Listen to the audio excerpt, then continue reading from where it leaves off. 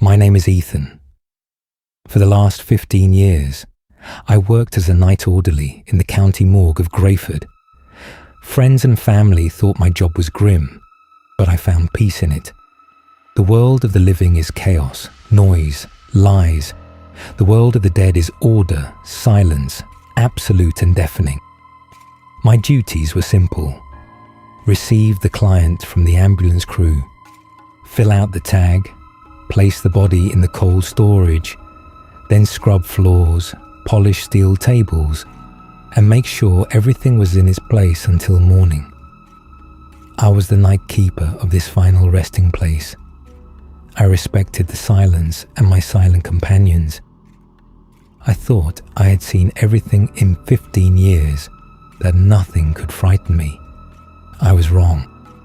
It all started with him, with Uncle Mike. He was a legend in his own way, an old orderly, grizzled, pragmatic, who treated death as a business.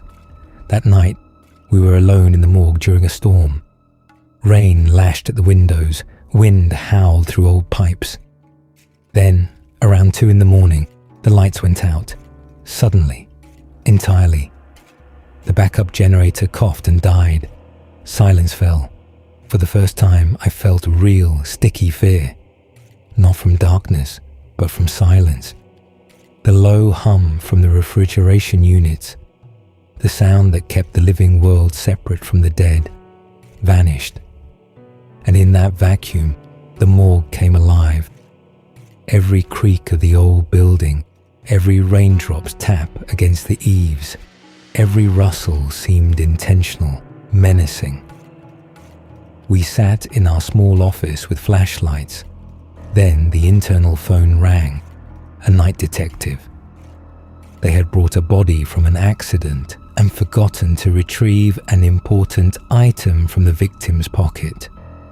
We needed to go into the cold storage. Uncle Mike sighed and got up. "Come on, student. Work is work," he muttered.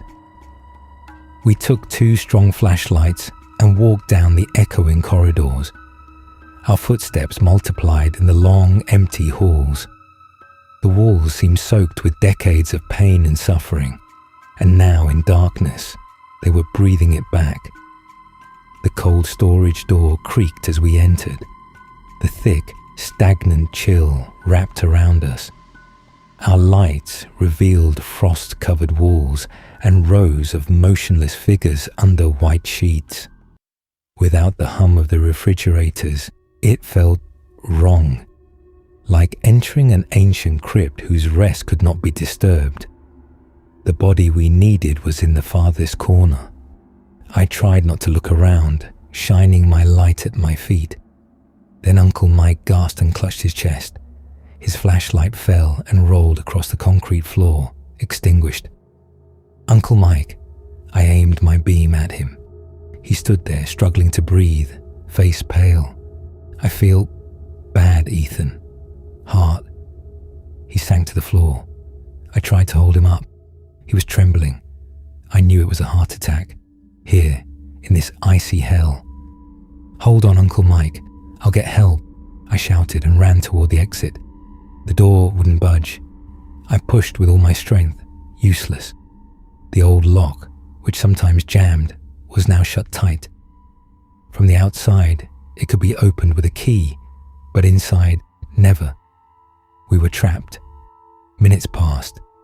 Uncle Mike's gasps faded. I shone my light on him. Nothing. I was alone. Or rather, not alone. With them. Panic crashed over me like ice water. I staggered between the rows, my flashlight catching waxen faces, twisted limbs, toe tags on big toes. They were silent. They watched me from beneath their sheets, and their silence was deafening. Then my flashlight flickered, once, twice, and went out. Darkness came. No, you do not know true darkness. What you see at night in your room, that is twilight. There is always a strip of light under the door, the reflection of a street lamp, glowing numbers on the clock. but here was absolute primordial ink-black darkness, so dense it felt touchable. It pressed on my eyes, ears, lungs. I reached out, saw nothing, put my hand to my face. Nothing. Sensory deprivation. My mind, deprived of input, began to unravel. At first I froze, too afraid to move. Cold seeped into my bones. I heard only my heartbeat, my blood rushing in my ears. Then, I began to hear something else. It was not a sound. It was a sensation. As if the space around me was filled with quiet, wordless whispers. Many whispers. They were fragments of thoughts, emotions, memories. The fear of the crashed motorcyclist. The grief of a lonely old woman. The emptiness of a drowned man. The surprise of a person whose heart had stopped abruptly. They were here. Their consciousnesses, their selves, clinging to their cooling bodies like last anchors. And the darkness was their environment. In light, they were nothing. But in this absolute black, they had density. I felt them as a blind man feels heat. They were all around me, not malicious, simply lost, curious. I felt a cold, ice-like touch on my cheek. I recoiled, screaming silently. Another on my hand. They were studying me, alive, warm, a source of light and sound in their silent, dark world. But the horror was yet to come. The darkness was not just their domain, it was them, or what they became. It was not presence, it was absence. Imagine the cosmic void before the Big Bang. But this void is not dead. It is conscious, collective, faceless, endlessly ancient and hungry. When a person dies, their consciousness, their memory, a drop of fresh water falling into an endless, saltwater ocean. It does not vanish instantly. It dissolves, slowly, tortuously, losing shape, flavor, essence. I felt this ocean turn its attention toward me, to the bright, warm living point in its cold silence. I felt its interest, its hunger. It began pulling, not physically. It pulled my mind. My thoughts became viscous. Memories faded, fragments breaking apart. My mother's face, dissolving, losing features. My first kiss. The feeling vanished, leaving only the dry fact.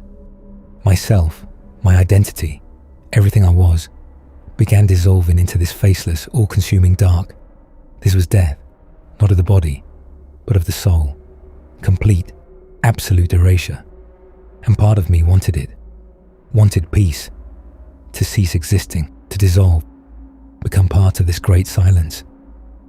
I fought, mentally clinging to myself, repeating my name, names of loved ones, multiplication tables, stupid childhood rhymes, anything to stay afloat, to keep the darkness from consuming me. Crawling across the icy floor, bumping into stretchers and cold, pliant bodies, searching for a wall, for anything solid in this collapsing world. I do not know how long it lasted. Hours, eternity. Then, a click. The fluorescent lights flickered on overhead. The brightness struck my eyes like a hammer. I screamed, truly, covering my face. When I opened my eyes, the morgue was normal again. Rows of bodies. Dead Uncle Mike by the door. Nothing else. No shadows, no whispers. Just a cold, sterile room. The door opened. The detective and on-duty physician stood at the threshold. They found me after the lights came on. I lay in a corner, curled up, mumbling incoherently. Ethan went silent. He stared out the dark train window, but I knew he was seeing something else.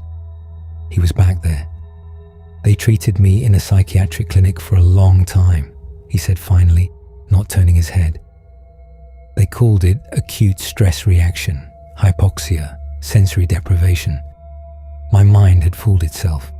I almost believed it. Tried to believe it. I left medicine, moved to another town, tried to live a normal life.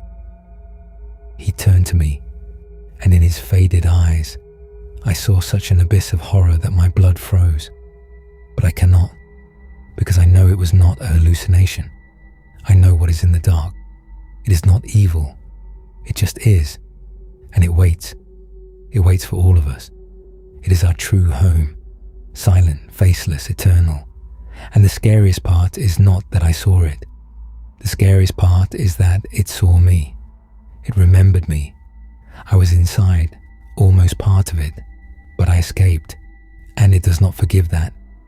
When I am in darkness, even for a second, I feel it reaching for me. Not from the corner of the room, from inside, from the darkness behind my closed eyelids. It tries to take what it believes is its own. That is why I never, ever turn off the light. The night train slowed, approaching my station. I stood, legs like jelly. "It's my stop," I muttered. "Go," he nodded. "One piece of advice, son. Do not fear the dark. Just never stay in it alone." I stepped onto the empty, wet platform. The train, carrying him away into the night, vanished around the bend. I walked home under sparse street lamps, and for the first time, I was truly afraid. I moved from one patch of light to the next, and every dark gap between them seemed like a bottomless, hungry abyss. That night I slept with the light on, and the next, and all nights after, because now I know. I know what hides not under the bed or in the closet. It hides in the darkness itself, and it always waits for the last lamp to go out.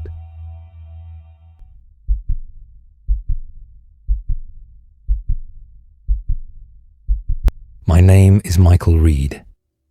For the past 15 years, I've worked the night shift as a mortuary attendant at Ridgway County Hospital in Vermont. Most people think my job is disturbing, but I found peace in it. The world of the living is noise, chaos, lies. The world of the dead is order, and absolute, overwhelming silence. My duties are simple. Receive the body from the paramedics, tag it, slide it into cold storage, then spend the rest of the night mopping floors, wiping steel tables, making sure everything is exactly where it belongs. I am the keeper of the final room. I respected the silence. I respected my silent residents. I thought I had seen everything. I was wrong. It began with her, Margaret Hale. She was a local legend, a brilliant costume designer for the regional theatre. She devoted her entire life to fabric and the needle. No husband, no children. Only her craft. They said she could stitch a dress so perfectly, it felt like a second skin. When she died at 80, natural causes, she came to us. There was legal drama. A distant nephew from overseas suddenly appeared, fighting over her townhouse downtown. So her body stayed with us pending investigation. I tagged her myself, small, frail, long, delicate fingers, skin like ancient parchment. I placed her in drawer number 7. 2 nights later, I noticed the first change. I didn't hide. I turned off the lights in the autopsy room, leaving only the thin, diluted glow of moonlight spilling in from the tall window. The stainless steel tables shimmered faintly in the dark, cold, expectant. In my hand, I held the heaviest steel clamp I could find, solid, reliable, useless probably, but it gave my fingers something to grip, and I waited in the shadows. Around 3 a.m, I heard it, a soft, dragging creak. Not footsteps, no. It was the slow metallic sigh of a refrigeration drawer being pulled open, inch by inch. I stopped breathing.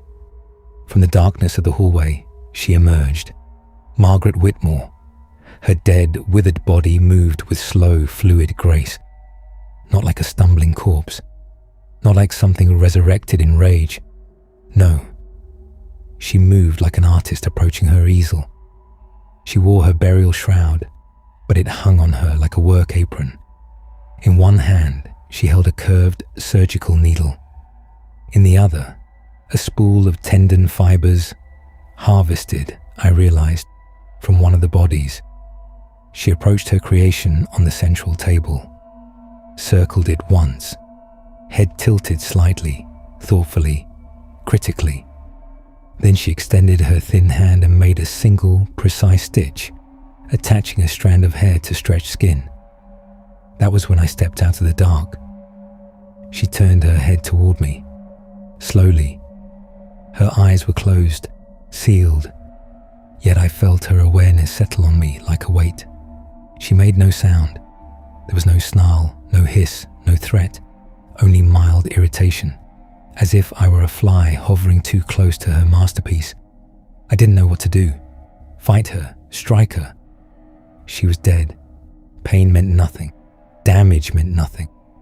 The only thing that mattered to her was the work. She turned away from me, dismissed me, bent once more over the grotesque tapestry of bodies, adjusting, refining, perfecting. And then a thought, wild, desperate, irrational, splashed through my mind. She wasn't driven by malice. She was driven by memory, by instinct, the instinct of a seamstress, of a designer. She looked at the morgue and saw unfinished material, incomplete forms, fabric waiting to be shaped. She wasn't destroying. She was correcting. She was trapped in a loop of creation. And what if? What if I gave her something she could not improve? Something already perfect? I remembered the supply closet. In the back cabinet, there was a roll, a heavy roll of pristine white linen, used to cover bodies before they were transferred to the funeral chapel. Clean, unmarked, untouched. Without taking my eyes off her, I backed slowly out of the room. She didn't react, didn't care. I moved down the hall, grabbed the roll. It was heavier than I expected, dense and cold in my arms, and carried it back. She was still stitching. I approached the empty stainless steel table beside her creation, and with a sharp crack that split the silence like a gunshot, I dropped the roll onto the metal surface and unfurled it. The fabric spread out in one smooth motion, perfect, flat, blindingly white in the moonlight. She froze. Her needle stopped midair, slowly, very slowly. Her head turned toward my table, toward the linen, toward that immaculate, flawless expanse, in a world of ruptured skin, sutures, scars, decay. This untouched surface was an anomaly, a miracle, a canvas without damage, without death stitched into it. She stood motionless for nearly a minute. Then, gently, she lowered her hand, turned away from her grotesque tapestry, and began walking back toward the hallway. No rush, no anger, just quiet acceptance. I heard the soft metallic glide of the refrigeration drawer closing, and then silence. I didn't kill her. I gave her what she had been searching for all along: perfection. Something that did not need to be improved, something that did not beg to be corrected. I gave the artist a flawless canvas, and her creative hunger simply dissolved. The rest of that night, I worked like a madman. My hands trembled, but they did not stop. I untangled her creation piece by piece, cutting the threads, separating the fused limbs, returning each body to its rightful drawer. The sound of scissors slicing through tendon fibers seemed unbearably loud in the silence. I scrubbed the central table until my fingers were raw, washed the floor, removed every trace of her masterpiece. By dawn, I was barely standing, but the morgue was orderly again, clean, structured, silent. For another week, I kept working my shifts. Every night, I entered the autopsy room slowly, deliberately, and checked the stainless steel table. The roll of white linen remained there, untouched, smooth, immaculate, waiting. Drawer number 7 stayed closed. She never came out again. And yet, something had changed. I could no longer see death as peaceful. I could no longer pretend that these bodies were simply resting. Every form on every table looked different to me now. Not as a person, not as someone mourned, but as potential, as unfinished material, as shapes waiting to be arranged. That realization terrified me far more than Margaret ever did. After one more week, I resigned. I told administration I needed a change, that 15 years on the night shift was enough. They didn't argue. People rarely question someone who works among the dead. But the truth is, I was afraid, not of her, of myself. Because sometimes, late at night, when the house is quiet and the air feels too still, I catch myself imagining symmetry, composition, balance. I picture a flawless seam drawn across pale skin, neat, elegant, purposeful, and I feel an urge, a quiet, almost tender curiosity to pick up a needle, to make the first stitch,